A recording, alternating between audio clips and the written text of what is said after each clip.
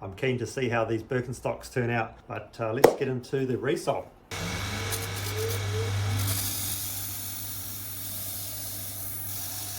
So we're going to cut the new sole, get a sharp knife and go around, cutting outside about sort of 7mm or so. These can get pulled out. It's the Birkenstock original soling. Now we're going to put some glue onto the upper, right out to the edge. We glue the upper first because then it's not on this bench while we're gluing the sole, so it avoids having the risk of getting glue onto the upper.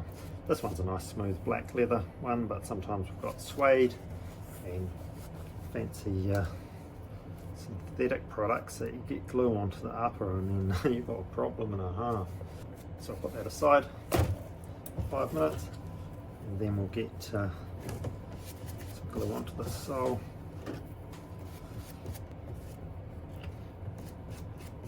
Put that aside for 5 and then we'll put it together. We'll put the sole on the bench and then we'll lower the shoe onto it and we'll just check around before it touches, because once that grips, that is all over. It glues on really well, and we'll just go around the edges and just squish that all into place. And you can see how well stuck it is already. Pop it on the last and we'll just give it a bit of a tap through the middle here.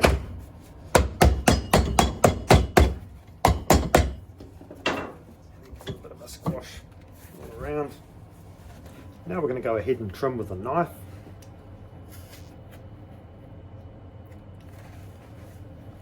It's nice quiet work trimming with a knife.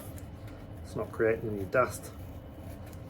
It's easier for the other guys serving customers at the counter if they haven't got the rackety machine going.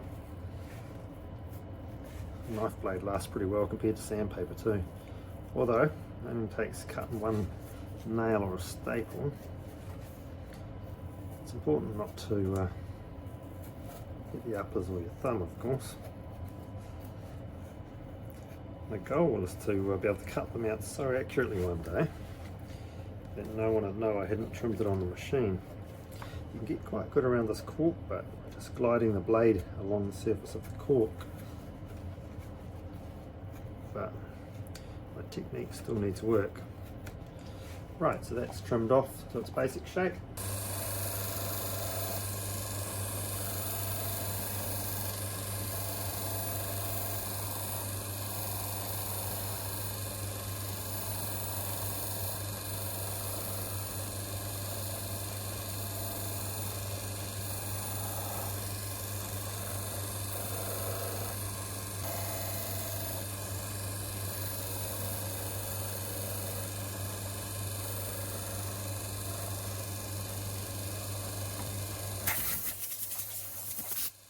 So at this point we could go ahead and just polish that with polish, but what we'll find is that's going to rub off quite quickly.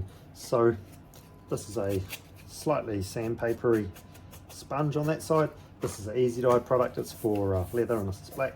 Got some easy dye in a bowl here. Going to get just like one drop, like hardly any at all, and just rub that into that surface. Starts to look better. It's going to need more where it's really had the top abraded off it. And this stuff will stay stuck on, whereas polish is going to rub off. I was just going to touch up the front obviously, but now it got out of hand, didn't it?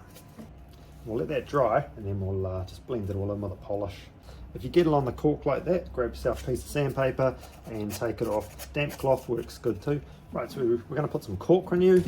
Comes in a bottle with a not very friendly applicator. This is a full bottle, so you've got to wipe as much as you can off, otherwise it dribbles everywhere. Once it starts flowing, put some onto the cork, mainly just to get it off the brush to start with, because it's a pain if it drips from the top. And then, yeah, spread it around.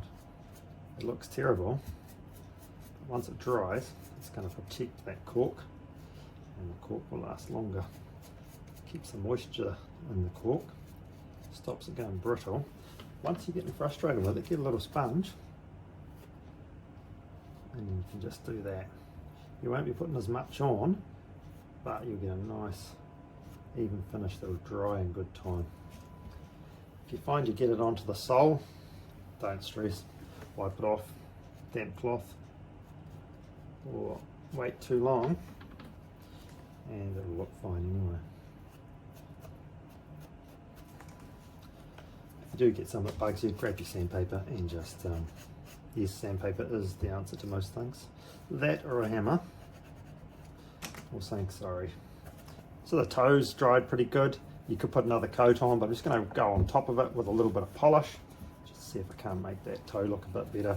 Once again, putting it on with a sponge because you get a nice finish without brushing it onto the sole.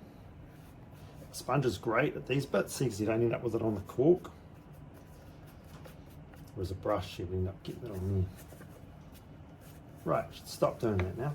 So it's starting to look the part. So you can see the difference it's made. The toe's much tidier on that one. The tread's a lot better. We've coated the cork with Cork Renew. The one last thing that would really make a big difference is to clean up that footbed. You can see how scurry these insoles get. Cleaning up footbeds is reasonably easy. It's just about persevering with your sandpaper. This is quite a hard sandpaper, so it's easier to hold. If you've got soft sandpaper, you just wrap it around a piece of old jandal rubber or wrap it around a stick of wood or something. You're just going to get into it. Some of these bits around the bottom here, fold it right in half like that and you can get into it. And before you know it, if you're worried about sanding through, I've done hundreds of these and I'm not yet sanded through. I have had some arrive in the shop, especially the soft ones which have already worn through.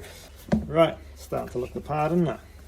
You can see how much better that comes up, and you just got to persevere and get rid of all those little bits. Makes a massive difference to how it looks, and it'll feel a lot nicer and most likely smell better. You can see how good that one come up with a bit of easy dye. The new soles certainly make a big difference. And on the cork at the back, that's had Cork Renew on top. If you've got any that you'd like to talk about, go to shanes.co.nz. You can fill out the free quote form, even if you've just got a question, and otherwise just go to the Birkenstock page.